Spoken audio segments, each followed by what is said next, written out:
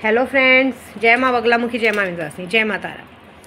देखिए, जिसके नाम से मैं जानी जाती हूँ, जिसकी सिद्धिदात्री जानी जाती हूँ कि भाई इनकी साधक हूँ, वो है माँ बगलामुखी दतिया।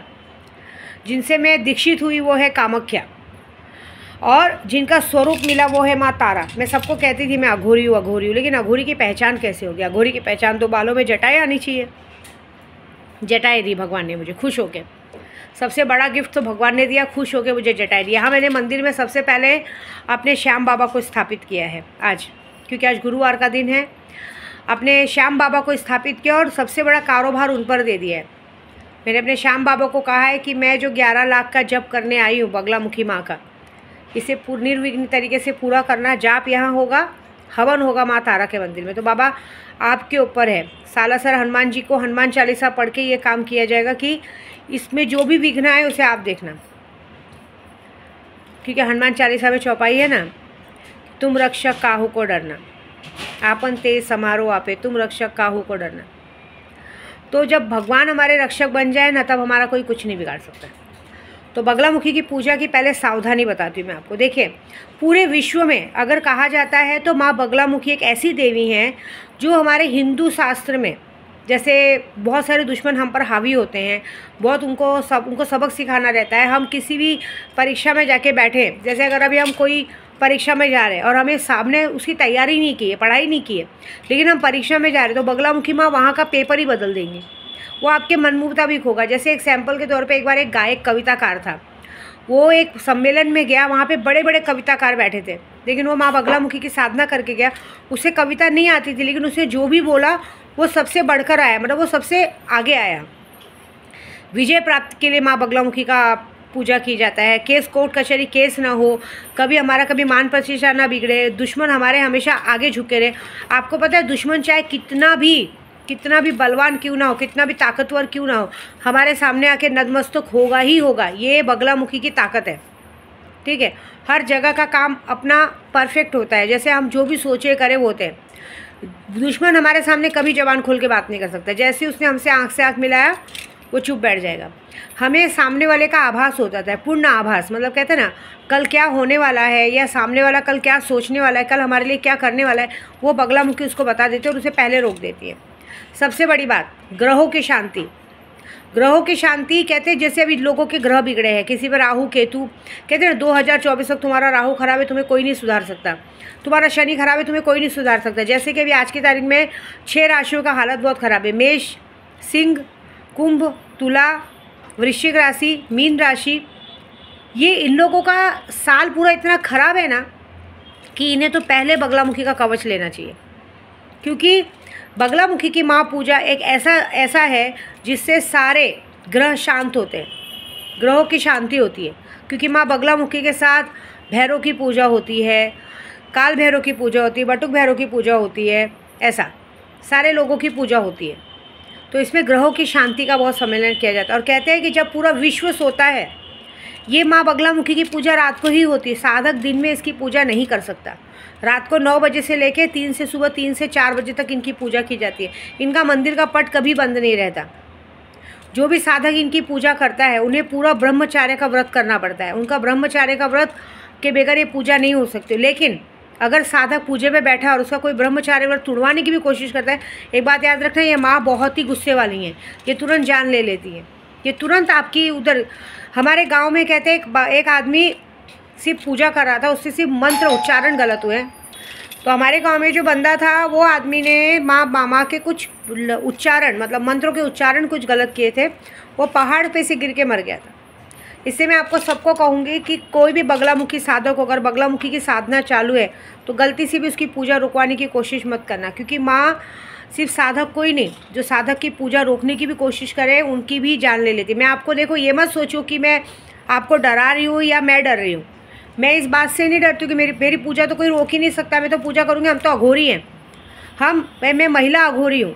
महिला अघोरी मतलब अगर मैं महीना भी आती हूँ, मेरे को अगर महीना भी आता रहेगा तो भी मैं मंदिर में जाके पूजा करने का हकदार हूँ। याद रखिए, मुझे उस बात की चिंता नहीं, लेकिन तो भी कुछ लोग अपनी कारस्तानी करेंगे। इसलिए हाथ जोड़ के विनती है कि अच्छा नहीं कर सको तो बुरा मत करना, नहीं तो ये होगा कि ज़िंदगी भर आने वाली 7 पीढ़ियाँ दुख भोगेंगी। इस पूजे में बहुत साफ सुथरे ढंग से मन को स्वच्छ करके माँ की पूजा की जाती है। राम जी ने रावण को पराजित करने के लिए पूजा किया था। मैं सिर्फ और सिर्फ मैं इस बार की ये पूजा इसलिए कर रही हूँ कि आने वाले सालों में लॉकडाउन ना लगे, फिर से नोटबंदी ना हो, फिर से आप ये पॉलिटिक्स वालों का गंदा खेल ना चले, मेरे उद्धव बाला साहब ठाकरे जी सीएम बने, और ख़ास करके मेरे पास इतना पैसा है कि कम से कम मैं लोगों की मदद कर सकूं, सारा काम पूरा कर सकूं, कोई दिक्कत परेशानी ना हो, जहाँ जाऊँ मान प्रतिष्ठा बढ़े। और जो भी मेरे दुश्मन है वो हमेशा झुके पड़े रहे, मुझे उनसे कोई मतलब नहीं, मुझे किसी से दुश्मनी निकालने में कोई इंटरेस्ट नहीं। देखिए, मैं जब पूजा करती हूँ ना तो मैं दुश्मनी नहीं निकालती हूँ, मैं पहले आवक का इंतज़ाम करती हूँ। क्योंकि देखिए, सबसे बड़ी जीत अपनी उसमें है कि जब हमारे पास इतने सारे दुश्मनों के ब्लैक मैजिक करने के बाद भी, वार करने के बाद भी हम शानो शौकत से यात्रा पे घूम रहे हैं, जो चाह रहे पहन रहे, जो चाह रहे खा रहे, जहाँ जा रहे। इससे बड़ी जीत और क्या है दुश्मन के लिए? दुश्मन वो सोच के पागल होगा कि हमने इतना वार किया, इस पर कुछ लग नहीं रहा है। ये बात होती है मेरी। मैं ये काम में नहीं लगती हूँ कि मैं इसका सत्यानाश कर दूँ, उसका कर दूँ। अरे पहले खुद का तो बना लूँ, फिर दूसरे का सत्यानाश करूँगी। बाकी जिन लोगों ने जो गलती की उसकी सज़ा देने के लिए माँ बैठी हैं। इसलिए मैं कह रही हूँ, माँ का पट रात भर खुला रहता है, माँ रात भर जागती हैं। इसलिए इनकी पूजा रात को 9 बजे के बाद ही शुरू होती है, सुबह 4 बजे तक रहती है। इसमें हम लोग जितनी चाहे पूजा कर सकते हैं। ब्रह्मचार्य का व्रत सबसे ज़्यादा ज़रूरी है। किसी के लिए गलत नहीं सोचना है। ये पूजे में ये भी एक नियम है, हम किसी के लिए गलत नहीं सोच सकते, लोगों के भले का काम करना है। मैंने तो अपने पूरे पूजे में यही बोला है कि जो भी मैं वीडियो बनाऊंगी ब्लेसिंग की, तो जो भी मेरे यूट्यूब सब्सक्राइबर, जो भी उनके विश है, उनके हर विश पूरी करना, जिनका जो भी काम लिया है पूरा करना। ऐसा पूजे में एक्चुअली ये कहते हैं एक टाइम का पारण रहता है पीला। मैं पारण नहीं कर सकती क्योंकि मुझे 11 लाख जप करना है, मैं उपवास नहीं रख सकती। लेकिन एक और बात, बहुत सारे जन जिनके ग्रह खराब है, जिन पे कोर्ट कचहरी का केस है, ये पूजा साल भर में कभी भी नहीं होती। बीच में भी मुझे साल भर के बीच में कितने लोग फ़ोन मैसेज करते हैं कि माँ हमें बगलामुखी की साधना करनी नहीं। बगलामुखी की साधना अभी कर सकते हैं क्योंकि उनकी जयंती आ रही है। अभी जो आप इस पूजा में भाग लेंगे ना, तो आपके ग्रह जो खराब है, जो ग्रह आपको अनिष्ट देने वाले हैं, वो आपके ग्रह आपको फ़ायदा देना शुरू कर देंगे। चाहे राहु केतु शनि कुछ भी हो, 9 ग्रह आपको फ़ायदा देना शुरू करेंगे। आपका घर नहीं, आपका घर होगा। लोन है तो लोन ख़त्म हो जाएगा, कर्जा है तो कर्जा ख़त्म हो जाएगा, कितना भी बड़ा कोर्ट कचहरी का केस हो वो ख़त्म हो जाएगा, बच्चा नहीं औलाद हो जाएगी। आपके दुश्मन हमेशा आप पर ब्लैक मैजिक कराते रहते। एक बात याद रखना, इस पूजे में एक बार भाग लेंगे ना, आने वाले कम से कम 20 से 22 सालों की गारंटी मैं लेती हूँ। कोई कितना भी ब्लैक मैजिक करेगा, आपको कुछ भी नहीं बिगाड़ पाएगा, आपका बाल बाका भी नहीं कर पाएगा। ऐसी बात है। और एक और बात कहूँगी कि देखिए, मेरे साथ तो हमेशा होता है, जानबूझ के सब पूजा पाठ में अड़चन डालते हैं। विनाश काले विपरीत बुद्धि मत कीजिएगा, नहीं तो ये ना हो कि आप यहाँ मुझे तकलीफ़ दे रहे, वहाँ पे आपको और आपके घर वालों को तकलीफ़ हो जाए। ये याद रखिएगा। और दूसरी बात, मेरे साथ जो भी अपने घर में, मुझसे भले मत करवाइए अगर जिसके ग्रह खराब है। अगर आप भी किसी पंडित से पूजा करवा रहे हैं अपने घर में, तो आपको कुछ पारण करने की ज़रूरत नहीं। आप बोलेंगे माँ हम आपसे पूजा करा रहे, तो हमको भी ब्रह्मचार्य का व्रत रखना नहीं, हम आपके बदले पूजा पाठ कर रहे हैं। और हर पूजा पाठ के एक नियम होते हैं। जैसे आप बोलोगे तुरंत नहीं, बगलामुखी का रिज़ल्ट 36 दिनों में आता है। जब मैंने पहली बार पूजा की थी ना, तो 36 दिनों में माँ ने मुझे फ्लैट से उठा के बंगले में रख दिया था। हालांकि परीक्षा की थी, लेकिन उस परीक्षा के बाद आज तक माँ ने मुझे बंगले से फ्लैट में उठा के नहीं डाला। बंगले में ही हूँ, खुद की गाड़ी में घूम रही हूँ, ये उनका वो है। और जितने लोगों ने मेरे बीच में मुझे बंगले से बाहर निकाला था, मुझे बंगले से बाहर घूमने पे मजबूर किया था, इतना तो माँ बगलामुखी का आशीर्वाद है। या जितने लोगों ने मेरे को बर्बाद करने की कोशिश की थी, माँ ने उनको पूरी तरह से आज की तारीख में बर्बाद कर दिया। किसी को कहीं का नहीं छोड़ा है, ये मैं जानती हूँ। क्योंकि मेरे सर पे जिसका हाथ है ना, मुझे उस बात पे पूरा घमंड है कि अगर वो है तो मेरा कोई कुछ नहीं बिगाड़ सकता। तो आप सबको भी यही कहूँगी, ग्रह खराब है, राहु केतु शनि आपका खराब है, तो आप प्लीज़ ये बगलामुखी की पूजा मुझसे नहीं तो किसी से करवा लीजिए और रक्षा कवच ले लीजिए। तो आपके आने वाले साल ग्रह अच्छे हो जाएंगे। क्योंकि ये साल मीन राशि, कुंभ राशि, वृश्चिक राशि, तुला राशि, सिंह राशि, मेष राशि वालों के लिए बहुत ख़राब है। आपकी बदनामी हो सकती है, पूरे जग में आपकी जग हंसाई हो सकती है, आपके घर में आपकी जान तक जा सकती है। पूरे कहते हैं ना, अगर आप बहुत फेमस इंसान हैं तो सब जगह से नाम वाम खराब होकर हो सकता है कि आपको बोरे बिस्तर बांध के कहीं और जाना पड़े, क्योंकि आपका कर्म आपको मिलने वाला है। क्योंकि आपकी राशि वालों के कर्म इतने ख़राब हैं।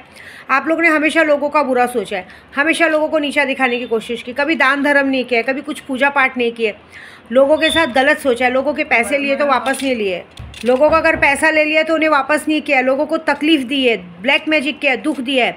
सबसे बड़ी बात त्रिया चरित्र, चाहे आदमी हो चाहे औरत हो, आप लोगों की राशि के अंदर त्रिया चरित्र नाम की कोई चीज़ नहीं। आपकी राशियाँ बच्चलन होती हैं। हमेशा आपने दूसरों को गंदी नज़र से ही देखा है। उस गंदी नज़र का भुगतान है कि इस बार, पहले देखिए पिछले साल शनि का साल था, ये बजरंग बली का साल है, 9 नंबर मंगल का साल है। आप समझ लीजिए शनि और मंगल दोनों मिलके आपका अमंगल करने के लिए पूरी तरह से तैयार है। इसलिए पूजा तो कराओ मत कराओ, लेकिन अपना चरित्र सुधारो, क्योंकि आपके चरित्र में ही नहीं, आपकी शरीर की हड्डी ही ऐसी है कि नहीं चाह के भी दूसरों को, कहते हैं ना, पराई चीज़ आपको बहुत अच्छी लगती है। ये गंदी चीज़ हटा दो।